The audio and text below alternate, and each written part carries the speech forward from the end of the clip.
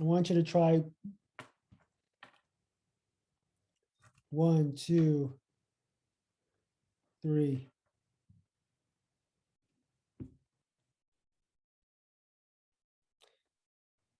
So I don't want you to be confused by your homework. So the antiderivative is found using capital letters. So the antiderivative is gonna be capital F of X. And that's what I want you to calculate. This is capital G of X. But it's only in this section that we use this notation. And then in the future, we just use this integral notation like this. You know, that's what it means.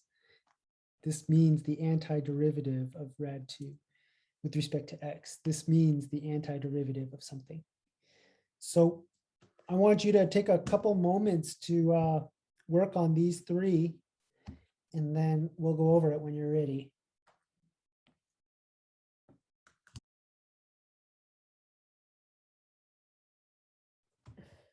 Stuck on 3. All right. 3 is not the hardest one of the 3, obviously. Let me help you with these guys.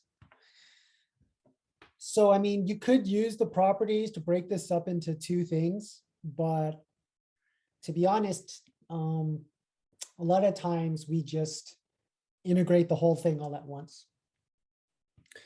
So I can leave the 4 there because that's a constant multiple. I have X, I want to add 1 to the exponent. So the exponent's 1, so 1 plus 1 is 2.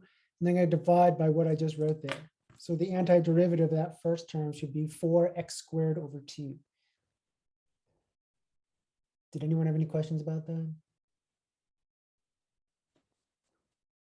And then the antiderivative of 7, if you have a constant, you can just attach an x to the end, and then that's going to be the antiderivative of that. So that's the second term. And the part that students always forget is they always forget the plus c at the end, because you get a whole family of antiderivatives, because the derivative of any constant is equal to 0. Now, I'm not going to leave my answer like this. I'm going to simplify it a little bit, because 4 divided by 2 is just 2. So it becomes 2x squared plus 7x plus c. Is there any questions about that first one?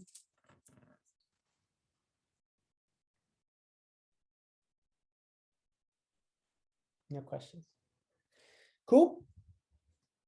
When I look at rad 2 is just a constant. So this is really the same thing as rad 2 times the integral of 1. And the antiderivative of 1 is just x. So this is really rad 2 x plus c. That's it.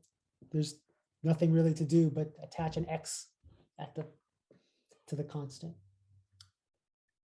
Is there any questions about that one? You don't even need to write this intermediate step. I just wanted to emphasize the fact that this is a constant. We're really just finding the antiderivative of 1, if you like.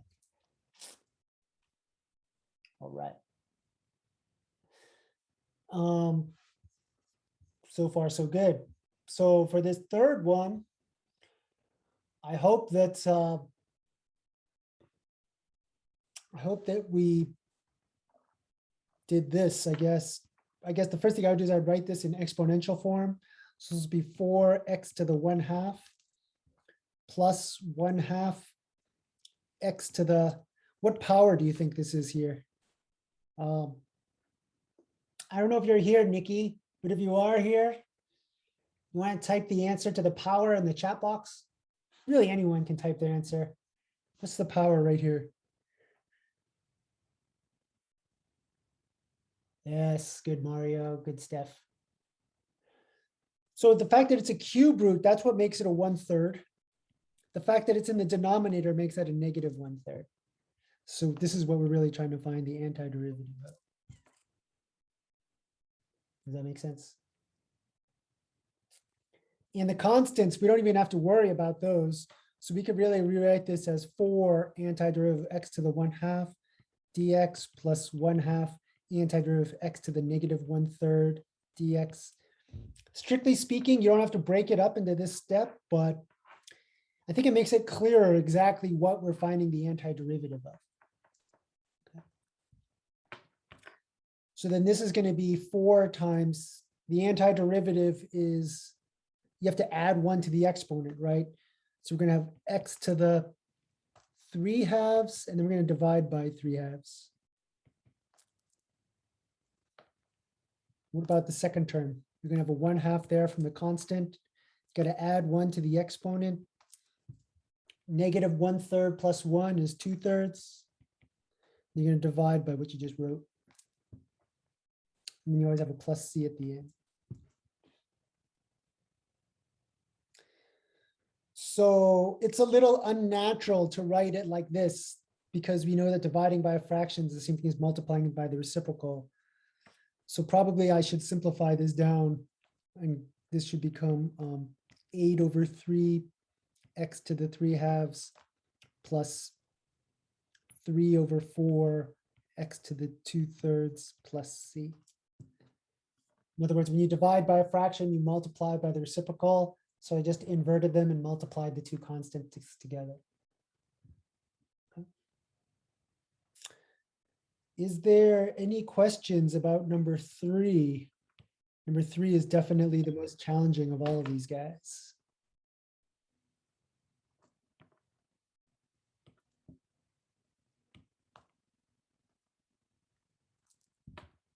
No questions. Awesome. So why don't we do number 4? So I suggest that you rewrite this. So I would rewrite it first. This is similar to example 2, I think we did. Try number 4. Let me know when you finish number 4.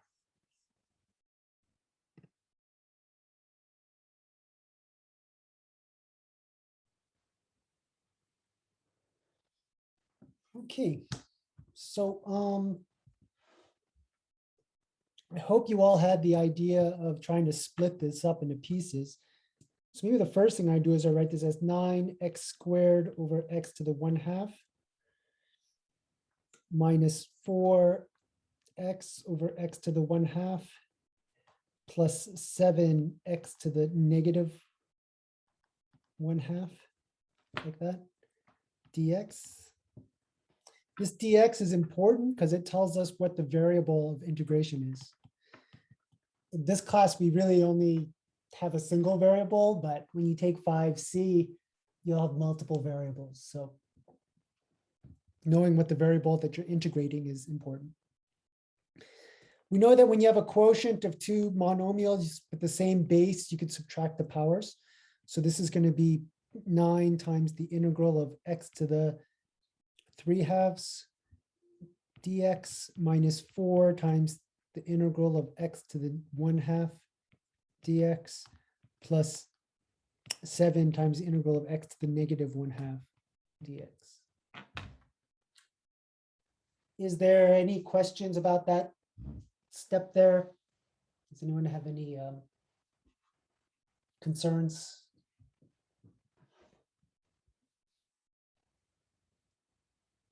Okay, so now we got to actually find the antiderivative. So we're going to have 9 times x to the 5/2. Instead of dividing by the fraction, I'm going to multiply by the reciprocal. So this will be times 2/5 minus 4 times x to the 1/2. Again, instead of dividing by the fraction, I'm going to multiply by the reciprocal. So that's times 2. And then for the last one, it's going to be 7x to the 1/2. Oh, wait. No, I messed up somewhere. I messed up this 1/2 one. Sorry. That should have been x to the 3/2, right? Because when you add 1 to the exponent, you get 3/2. So we want to multiply by 2/3. That's kind of a screw up there. Okay. And then for this last one, I'm going to add 1 to negative 1/2. So it gives me positive 1/2. Dividing by a fraction, same thing as multiplying by the reciprocal. So that's times 2.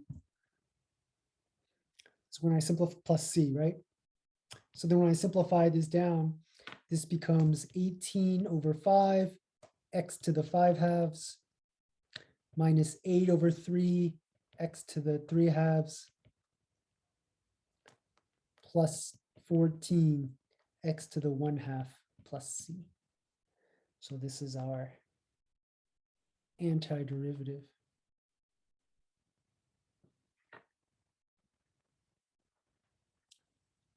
Anyone have any questions about this one? Number 4.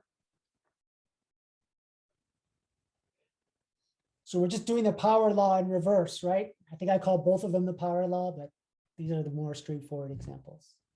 Okay. All right.